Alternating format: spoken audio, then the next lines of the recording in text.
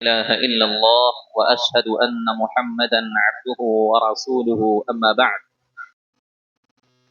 فقد قال الله تبارك وتعالى في كلامه الحكيم رب إنهن أضللن كثيرا من الناس فمن تبعني فإنه مني ومن عصاني فإنك غفور رحيم محترم حاضرین، سورہ ابراہیم کی تفسیر چل رہی تھی اور ہم نے ذکر کیا کہ اس ضمن میں ابراہیم علیہ السلام نے اللہ رب العالمین سے 7 چیزوں کی دعا کی۔ کل کے درس میں 2 دعاؤں کا ذکر آپ کے سامنے کیا گیا۔ پہلی دعا ابراہیم علیہ السلام نے مکہ کے امن و امان کے لیے دعا کی۔ دوسری دعا اپنی اولاد کے لیے اور اپنے لیے دعا کی کہ اللہ مجھے اور میرے بیٹے کو، میری اولاد کو بت پرستی سے، شرک و کفر سے بچاؤ۔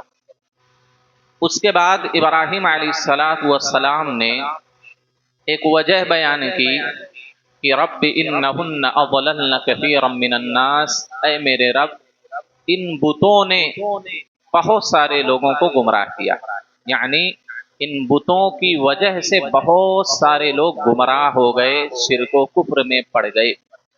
ابراہیم علیہ السلام کہتے ہیں فمن تبعنی فانہ منی، اے میرے رب جو میری اتباع کرے، میری پیروی کرے، فانہ منی تو مجھ سے ہے، یعنی میرے طریقے پر ہے، توحید پر ہے۔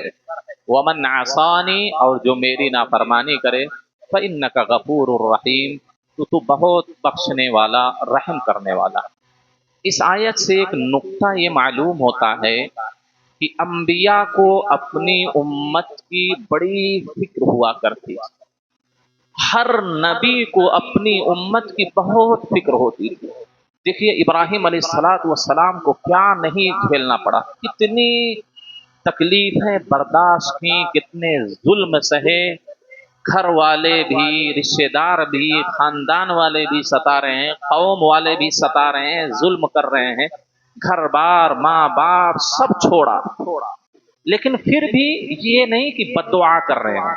کیا کہہ رہے ہوں؟ ومن عصانی، اے میرے رب اگر کوئی میری نافرمانی کرتا ہے، میری بات نہیں مانتا ہے تو بڑا بخشنے والا ہے، تو بڑا رحم کرنے والا ہے۔ ابراہیم علیہ السلام بد دعا بھی کر سکتے تھے، اللہ جو میری نافرمانی کرتا تو اس کو ہلاک و برباد کر دے، اس کو ختم کر دے، نیست و نابود کر دے، اللہ تو اس کو مٹا دے، لیکن کیا کہا؟ نہیں، اتنی فکر ہے اپنی امت کی ایک نبی کو کہ اللہ تو معاف کرنے والا، میری کوئی نافرمانی کرتا ہے تو اس پر رحم کر، اللہ تو اس کو معاف کر دے۔ نبی صلی اللہ علیہ وسلم کو اپنی امت کی کتنی فکر تھی۔ ایک مرتبہ اللہ کے نبی صلی اللہ علیہ وسلم تہجد پڑھ رہے ہیں، تہجد آپ کی کتنی لمبی ہوتی تھی، تہجد کی قدم آپ کے سوج جایا کرتے تھے، ورم آ جایا کرتا تھا، آپ کے قدم اتنے لمبے لمبے قیام کرنے کی وجہ سے موٹے موٹے ہو جاتے تھے، پھول جاتے تھے۔ اور جب لوگ کہتے عائشہ وغیرہ کہتے ہیں اللہ کے نبی آپ کے اگلے پچھلے سارے گناہ معاف ہیں، آپ کو اتنی تکلیف اٹھانے کی کیا ضرورت ہے، کیوں اتنی لمبی لمبی نمازیں تہجد آپ پڑھتے ہیں، اپنے آپ کو تکلیف اور مشقت میں ڈالتے ہیں؟ تو اللہ کے نبی کیا کہتے؟ افلا اکون عبدا شکورا، کیا میں اپنے رب کا شکر گزار بندہ نہ بنوں؟ اللہ، دیکھیے کہتے ہیں کیا میں اپنے رب کا شکر ادا نہ کروں، میں شکر گزار بندہ نہ بنوں؟ یہ تو عبادتیں کچھ نہیں ہے، یہ تو ایک ہلکی جھلک ہے اللہ کے شکر کی۔ تو آپ کہہ رہے ہیں ان تعذبهم فانهم عبادك وان تغفر لهم فانك انت العزیز الحکیم۔ آپ نے تہجد میں تلاوت کہاں سے شروع کی؟ ان تعذبهم فانهم عبادك۔ آپ ایک ہی آیت تہجد آپ نے شروع کی اور صبح تک یہی آیت دہراتے رہے، روتے رہے، رکوع میں بھی یہی، سجدے میں بھی یہی، تشہد میں بھی، پوری نماز میں صبح تک ان تعذبهم فانهم عبادك، اے اللہ اگر تو ان کو عذاب دیتا ہے تو یہ تیرے بندے ہیں، تیرے بندے ہیں اللہ، تو ان کو عذاب اگر دیتا ہے تو یہ تیرے ہی بندے ہیں۔ وَإِن تَغْفِرْ لَهُمْ، اے اللہ اگر تو ان کو معاف کر دے، فإنک انت العزیز الحکیم، تو غالب رہنے والا، حکمت والا۔ دیکھیے نبی صلی اللہ علیہ وسلم اتنا رو رہے ہیں، اتنا رو رہے ہیں کہ اللہ تو جانتا ہے کہ کیا وجہ ہے رونے کی، کیوں رو رہے ہیں۔ حضرت جبریل کو بھیجا، جاؤ میرے محبوب آخر اتنا کیوں گریا اوزاری کر رہے ہیں، کیوں رو رہے ہیں، جا کے ان سے سوال کرو، ان سے پوچھو کیا وجہ ہے اس تکلیف کی۔ جبریل آ کے پوچھتے ہیں کہ اللہ نے مجھے بھیجا ہے، آپ اس قدر تکلیف میں کیوں ہیں، کیوں اتنا پریشان ہے، کیوں اتنا رو رہے ہیں۔ کہا کہ میری امت، میں امتی امتی امتی، مجھے اپنی امت کی فکر ہے، مجھے اپنی امت کی فکر ہے کہ میری امت کا کیا ہوگا، وہ جنت میں جائے گی، جہنم میں جائے گی، کامیاب ہوگی، ناکام و نامراد ہوگی، یا ربی امتی، مجھے اپنی امت کی فکر ہے۔ دیکھیے نبی پوری رات روتے رہے اپنی امت کی فکر میں، اپنی امت کی فکر میں پوری رات روتے رہے کہ میری امت کا کیا ہوگا، اگر اللہ نے معاف نہیں کیا، اللہ نے ان کے گناہوں کو نہیں بخشا تو میری امت کا کیا حال ہوگا۔ لیکن وہی امتی وہ نبی پوری رات رو رہا ہے تہجد میں، ہمارے اور آپ کی فکر میں، ہمارے اور آپ کی فکر میں ایک نبی پوری رات رو رہا ہے، دعائیں کر رہا ہے، لیکن اسی نبی کا کلمہ پڑھنے والے، اسی نبی پر ایمان لانے والے آج کے مسلمان 1 گھنٹہ تراویح نہیں پڑھ سکتے۔ 1 گھنٹہ تراویح پڑھنا ان کے لیے مشکل ہے میرے بھائیوں، بڑی تکلیف ہوتی ہے ان کو۔ یہ قربانی اتنی اگر نہیں دیں گے تو کامیابی کیسے ملے گی؟ اگر اتنی بھی قربانی ہم نہیں دیں گے تو کامیابی کیسے ملے گی؟ جنت میں کیسے ہم جائیں گے؟ آخرت میں ہم کیسے کامیاب ہوں گے میرے بھائیوں؟ کم سے کم اپنے نبی کی فکر کی لاج تو رکھیں ہم، اپنے نبی کی فکر کی لاج تو رکھیں ہم۔ میرے نبی اپنی امت کے لیے اتنے زیادہ فکر مند تھے، ایسا لگتا تھا کہ اپنی امت کی کامیابی کے لیے آپ اپنی جان دے دیں گے، آپ اپنی جان تک نچھاور کرنے کے لیے تیار ہیں اپنی امت کی کامیابی کے لیے۔ لعلک باخع نفسک علی آثارہم ان لم یؤمنوا، اے نبی ایسا لگتا ہے کہ آپ اپنی جان سے ہاتھ دھو بیٹھیں گے اگر یہ لوگ ایمان نہیں لائے۔ یہ نبی کی حالت ہے میرے بھائیوں، ہمارے اور آپ کی فکر میں آپ کو اس قدر تکلیف ہوتی تھی، آپ اس قدر فکر مند رہتے تھے، آپ اس قدر رنجیدہ اور افسردہ رہتے تھے، ہمیشہ فکر میں ڈوبے رہتے تھے، میری امت کا کیا حال ہوگا، میری امت کا کیا حال ہوگا۔ آپ ایسا لگتا تھا کہ اپنی جان تک دے دیں گے ٹینشن میں۔ وہی امت ہے، اس نبی کی اتباع اور پیروی نہیں کرتی۔ کوئی کسی امام کو لے کے چل رہا ہے، کوئی کسی پیر و فقیر کو لے کر چل رہا ہے، کوئی کسی مفتی علامہ کو لے کے چل رہا ہے، نبی کی سنتوں کی اس کو پرواہ نہیں ہے، نبی کی سنتوں کی اس کی پرواہ نہیں ہے۔ آج امت 8-20 میں جھگڑا کر رہی ہے، 8 پڑھنا کہ 20 پڑھنا، وتر ایک ساتھ، ایک تشہد کے ساتھ، ایک سلام کے ساتھ پڑھنا کہ 2 سلام کے ساتھ پڑھنا۔ شرم آنی چاہیے، شرم سے ڈوب مرنا چاہیے ایسے لوگوں کو۔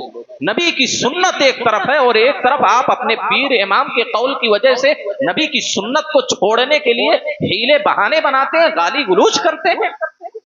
کسی نے واٹس ایپ پر ایک کمنٹ کیا کہ یہودیوں کی اولاد ہے، یہ جہنمی ہے اہل حدیث، کیوں؟ یہ 8 رکعت تراویح پڑھتے ہیں۔ سوچئے امت کہاں چلی گئی ہے، کہاں چلی گئی ہے، کس قدر گئی گزری امت ہو گئی ہے۔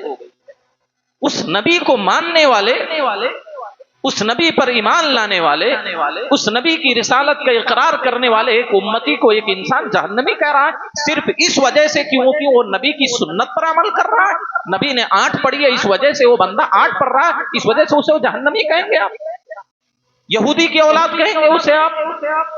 شرم آنی چاہیے کہ سنت کو چھوڑنے کے لیے اور سنت پر عمل کرنے والوں کے لیے اس طرح آپ کا گمان ہے، اس طرح آپ سوچتے ہیں، یہ فکر ہے آپ کی۔ افسوس ہے ایسے لوگوں پر، ہیلے بہانے تلاشے جاتے ہیں، جھوٹ بولا جاتا ہے، امت کو گمراہی میں ڈال کے رکھا جاتا ہے، امت کو حقیقت سے آگاہ نہیں کیا جاتا ہے، تاکہ کہیں یہ بھی حدیث سن نہ لیں ان کی مجلسوں میں بیٹھ کر، ان کی مسجدوں میں جا کر، اور کہیں یہ بھی سنت کی اتباع نہ کرنے لگیں، کہیں یہ بھی نبی کے نقش قدم پر چلنے لگے۔ ان کو یہ ڈر ہے، ہماری مسجدوں سے روکا جاتا ہے لوگوں کو۔ سوچئے یہ امت کی فکر کریں گے؟ یہ امت کی بھلائی کے بارے میں سوچ سکتے ہیں ایسے لوگ جن کو سنت سے اتنا بغض ہے، سنت سے اتنی نفرت ہے، نبی کے طریقے سے اس طرح کی اس قدر دشمنی ہے؟ یہ امت کی بھلائی کے لیے کیا کر سکتے ہیں ایسے لوگ؟ نبی نے سچ کہا تھا، انی اخوف علی امتی ائمۃ مضلون، مجھے اپنی امت پر سب سے زیادہ ڈر ہے کہ کچھ ائمہ آئیں گے، کچھ علماء مفتیان آئیں گے جو میری امت کو گمراہ کریں گے، سب سے زیادہ مجھے ڈر اسی بات کا ہے۔ آج ہیں ایسے بے شمار لوگ، بے شمار ایسے لوگوں جو جہنم کی طرف ہم کو دعوت دیتے ہیں۔ میرے نبی نے کہا تھا کہ چند قیامت کے قریب چند ایسے دعات ہوں گے جو جہنم کی طرف آپ کو بلائیں گے۔ نبی کی سنتوں کو چھوڑنے کی دعوت دینا کس طرف بلانا؟ جہنم کی طرف بلانا۔ آج ہیں ایسے دعات، آج ہیں ایسے اپنے آپ کو علماء کہنے والے، عالم کہنے والے، داعی کہنے والے، مبلغ کہنے والے جو جہنم کی طرف بلاتے ہیں۔ نبی کو اتنی فکر، اور ہمیں اور آپ جو سنت پر عمل کر رہا ہے اس کو عمل نہیں کرنے دے رہے ہیں، اس کو آپ کافر بولتے ہیں، اس کو آپ جہنمی بولتے ہیں۔ اس قدر نفرت، اس قدر دشمنی سنت کو لازم پکڑنے والوں سے، سنت پر عمل کرنے والوں سے، اس قدر دشمنی ہے آج کے لوگوں کو۔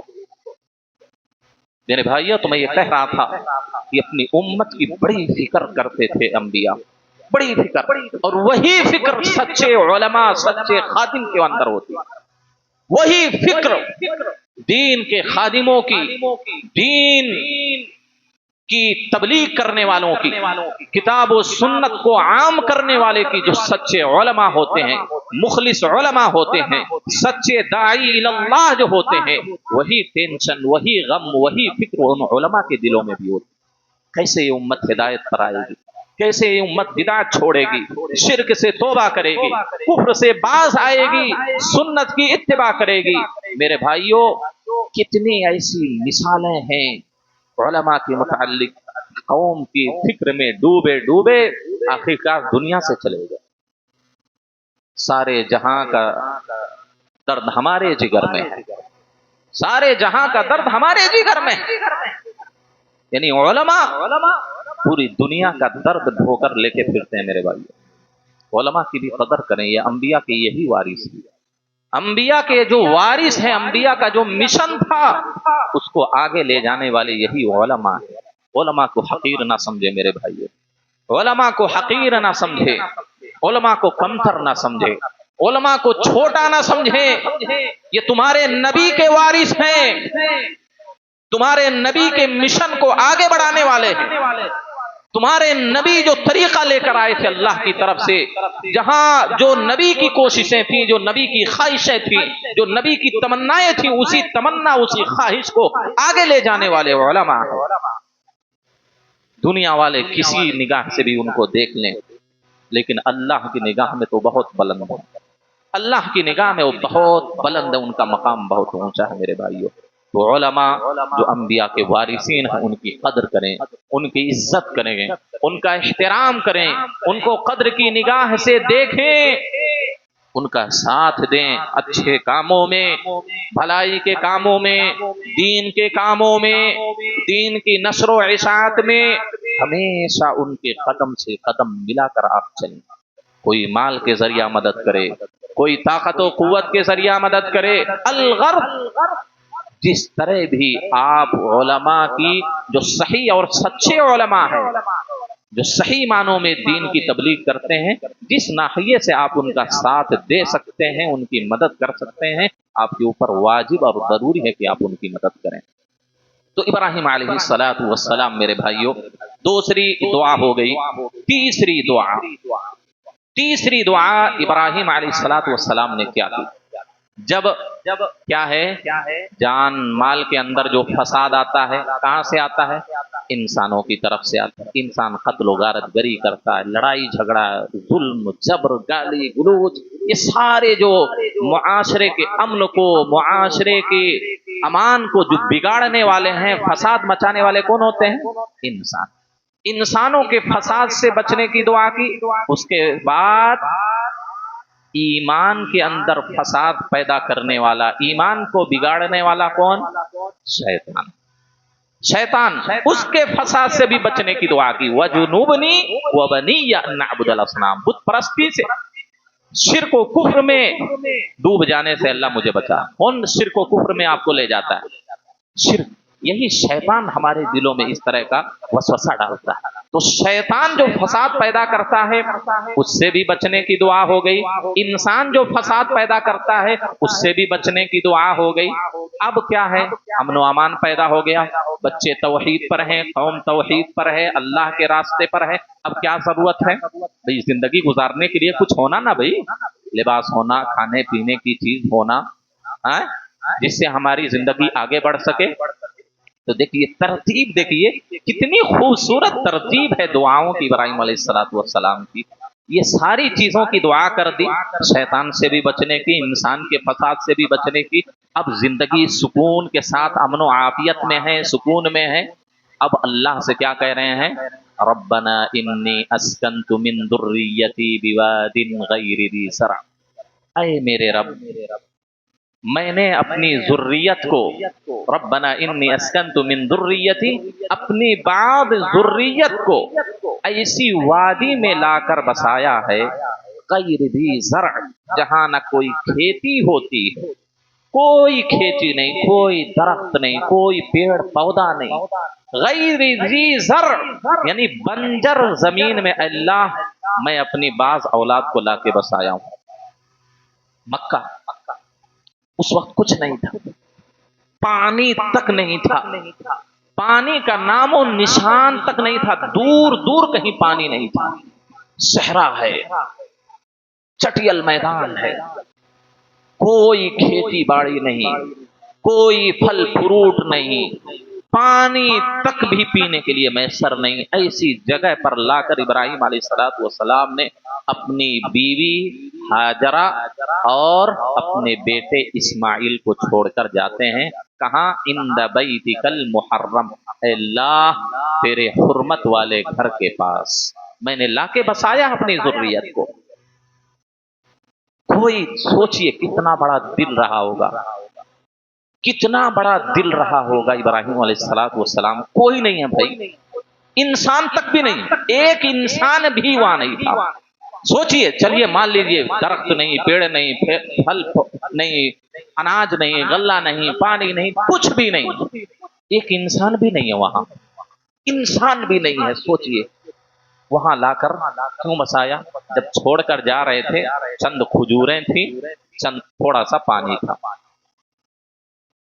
इब्राहीम अलैहिस्सलातु वस्सलाम छोड़ के जा रहे हैं, पीछे मुड़ के देख भी नहीं रहे हैं, क्योंकि अल्लाह का हुक्म था ना।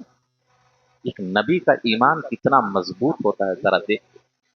छोड़ के जा रहे हैं दोनों, शीरखार बच्चा है, छोटा बच्चा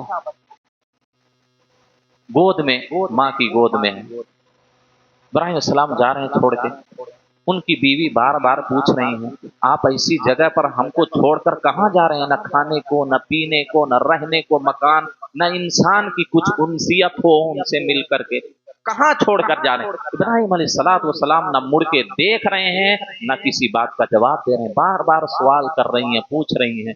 आखिरकार कोई जवाब नहीं मिला तो हज़रत हाजरा ने पूछा, अल्लाहु अमरका बिहादा, क्या अल्लाह ने आपको इसका हुक्म दिया है? आपने कहा हाँ, बस इतना आपने जवाब दिया बस। उन्होंने पूछा क्या अल्लाह ने आपको इसका हुक्म दिया है? इब्राहीम अलैहिस्सलातु वस्सलाम ने कहा हाँ अल्लाह का हुक्म है। छोड़कर चले गए, पीछे मुड़ के भी नहीं देखे। क्यों छोड़ा? इब्राहीम अलैहिस्सलातु वस्सलाम आगे दुआ कर रहे हैं। आगे दुआ क्या कर रहे हैं? इब्राहीम अलैहिस्सलातु वस्सलाम कहते हैं कि रब्बना लियुकीमुस्सलात फजअल अफइदतम मिनन नास, अल्लाह इस वजह से यहाँ छोड़कर जा रहा हूँ ताकि ये लोग नमाज कायम करें। देखिए यहाँ भी दीन को मुकद्दम किया दुनिया पर, कहा अल्लाह इस वजह से छोड़कर जा रहा हूँ ताकि ये लोग नमाज यहाँ अदा करें, नमाज की पाबंदी करें। इससे मालूम हुआ कोई और इबादत नहीं जिक्र की, नमाज का जिक्र किया इब्राहीम अलैहिस्सलातु वस्सलाम। नमाज की बड़ी अहमियत है, पहले से लेकर, सिर्फ इस उम्मत में नहीं, पहले से नमाज बहुत अहम और अजीम इबादत है। कहा अल्लाह इस वजह से ताकि नमाज यहाँ कायम करें। उसके बाद दूसरी दुआ, فجعل افئدۃ من الناس تهوی الیہ، لوگوں کے دلوں کو اللہ رب العالمین اس کا مشتاق بنا دے، لوگوں کے دلوں کو ایسا کر دے کہ اس کی طرف کھینچے ہوئے چلے آئیں۔ آج دیکھیں ابراہیم علیہ السلام کی دعا کس طرح قبول ہوئی کہ پوری دنیا سے لوگ ہمیشہ لاکھوں کی تعداد میں حرم میں موجود رہتے۔ یہ ابراہیم علیہ السلام کی دعا ہے جو قبول ہوئی ہے۔ کہا اللہ لوگوں کے دلوں کو ایسا بنا دے کہ اس کی طرف کھینچتے ہوئے چلے آئیں، شوق میں، جذبے میں اس کی طرف، حرم کی طرف کھینچتے ہوئے چلے آئیں۔ کئی کئی لاکھ بیک وقت لوگ وہاں رہتے ہیں۔ کیسا شوق ہے، لوگوں کے دلوں کو کیا تسلی ملتی ہے، صرف دیکھ کر تسلی ملتی ہے۔ وہ خانہ کعبہ کو دیکھے، وہاں کا ماحول دیکھے، یوٹیوب میں ویڈیو میں کہیں دیکھ رہے ہیں، کیسا دل چاہتا ہے کاش ہم پھر پہنچ جاتے ہیں وہاں، ہے کہ نہیں؟ ہم میں سے ہر دل کی خواہش ہے کہ نہیں؟ یہ خواہش اور جذبہ کہاں سے پیدا ہوا؟ یہ ابراہیم علیہ السلام کی دعا کی برکت ہے میرے بھائیو، کہ آپ نے دعا کی لوگوں کے دلوں کو اس کی طرف مائل کر دے۔ اس میں دین اور دنیا دونوں کی باتیں ہیں۔ ایک تو یہ کہ حج و عمرہ کرنے کے لیے، عبادت کرنے کے لیے اللہ لوگوں کے دلوں کو خانہ کعبہ کی طرف مائل کر دے، اور اس ناحیے سے بھی کہ لوگ تجارت کے ناحیے سے بھی وہاں پوری دنیا سے لوگ جاتے ہیں۔ اسی وجہ سے آگے جو دعا کی ابراہیم علیہ السلام نے، اب یہاں دین کو پہلے کر دیا، اس کے بعد دنیا کو لایا۔ وَارْزُقْهُم مِّنَ الثَّمَرَاتِ، اللہ ان کو پھلوں کا رزق دے، پھلوں کا رزق دے۔ دیکھیے جہاں نہ پانی ہے، نہ پیڑ پودے ہیں، نہ اور کچھ ہے، لیکن ابراہیم علیہ السلام کی دعا کی برکت ہے کہ دنیا کے ہر میوے جات، ہر طرح کے پھل فروٹ، ہر طرح کی نعمتیں حرم میں موجود ہوتی ہیں، جو سعودیہ میں ہوتا بھی نہیں، جو پھل فروٹ، جو میوے جات، وہ بھی دنیا کے کونے کونے سے وہاں پہنچتے ہیں۔ پہنچتے ہیں کہ نہیں پہنچتے؟ ہمیشہ نعمتوں کی فراوانی وہاں۔ رمضان میں افطار میں دیکھ لیے، حج کے ایام میں دیکھیے، فری بھی مل رہے ہیں، فری والے فری میں بھی کھا سکتے ہیں، خرید کے بھی کھا سکتے ہیں۔ پوری دنیا سے ہر طرح کی نعمتیں کیا ہے، حرم میں، مکہ مدینہ میں پہنچائی جاتی ہیں۔ پوری دنیا سے ایک سے ایک طرح کے پھل فروٹ جو آپ اپنے ملک میں، آپ کے ملک میں ہوتا ہے، آپ نہیں دیکھے ہوں گے، لیکن وہاں پہنچ کر دیکھ لیں گے آپ۔ وَارْزُقْهُم مِّنَ الثَّمَرَاتِ، دعا قبول ہوئی ابراہیم علیہ السلام، ان کو پھلوں کا رزق دے اللہ، ہر طرح کے پھل فروٹ وہاں پہنچ رہے ہیں۔ تو ابراہیم علیہ السلام نے دین کو ہر جگہ مقدم کیا، بعد میں دنیا کو لایا، کیونکہ اصل دین ہے، دنیا تو اس کا سبب ہے بنانے کا۔ تو وَارْزُقْهُم مِّنَ الثَّمَرَاتِ لَعَلَّهُمْ يَشْكُرُونَ، اے اللہ ان کو پھلوں کا رزق عطا فرما تاکہ وہ تیرا شکر ادا کریں، کھائیں پیئیں، عبادت کریں اور تیرا شکر ادا کریں۔ امام مجاہد کہتے ہیں کہ ابراہیم علیہ السلام کی دعا جو ہے، فَجْعَلْ أَفْئِدَةً مِّنَ النَّاسِ، من الناس کہا کہ بعض لوگوں کے دلوں کو مائل کر دے۔ اگر آپ کہہ دے کہ فَجْعَلْ أَفْئِدَةَ النَّاسِ، سارے لوگوں کے دلوں کو اللہ تو اس کی طرف مائل کر دے، تو کہتے ہیں کہ لَحَجَّتِ الْيَهُودُ لَازْدَحَمَتْ عَلَيْهِ فَارِسُ وَالرُّومُ وَالتُّرْكُ وَالْهِنْدُ، تو پوری دنیا کے انسان وہاں پہنچ جاتے بیک وقت۔ سعید بن جبیر کہتے ہیں اگر کہتے کہ سارے لوگوں کے دلوں کو اللہ اس کی طرف مائل کر دے، لحجت الیہود والنصارى والمجوس، تو یہود و نصارہ، مجوسی، مشرکین، کافرین سب لوگ جاتے حج کرنے، عمرہ کرنے، لیکن کہا کہ بعض لوگوں کے، من الناس، لوگوں میں سے بعض کے دلوں کو۔ یہ حکمت ہے میرے بھائیوں، بڑی حکمت ہے دعا میں۔ دیکھیے من، عربی اتنی بلیغ زبان ہے، اتنی فصیح زبان ہے کہ صرف من کی وجہ سے کتنا معنی بدل گیا کہ بعض لوگوں کے دلوں کو مائل کر دو۔ اگر کہہ دے من نہ لگاتے تو کہا کہ یہود و نصارہ، مجوسی، مشرکین، کافرین سب حج کے لیے دوڑ پڑتے، کیونکہ ابراہیم علیہ السلام نے دعا کی اور وہ دعا قبول ہو۔ تو یہاں تک یہ تین دعائیں ابراہیم علیہ السلام نے کی، بقیہ انشاءاللہ باتیں آپ کے وہ سے گزار کل کے درس میں کی جائے گی۔ اللہ سے دعا ہے اللہ ہم سب کو نبی صلی اللہ علیہ وسلم کی سنت کی اہمیت کو جانتے ہوئے، اس کی قدر کرتے ہوئے اس کی اتباع کرنے کی توفیق عطا فرمائے۔ اللہ ہم کو توحید پر قائم و دائم رکھے، ہر طرح کے شرک و کفر سے ہماری حفاظت فرمائے۔ اللہ مرتے دم کلمہ نصیب فرمائے۔ اللہ ہم تمام لوگوں کی جملہ عبادتوں کو، قیام کو، سیام کو اور ساری عبادتوں کو اللہ شرف قبولیت سے نواز۔ آمین۔ وآخر دعوانا الحمد للہ رب العالمین۔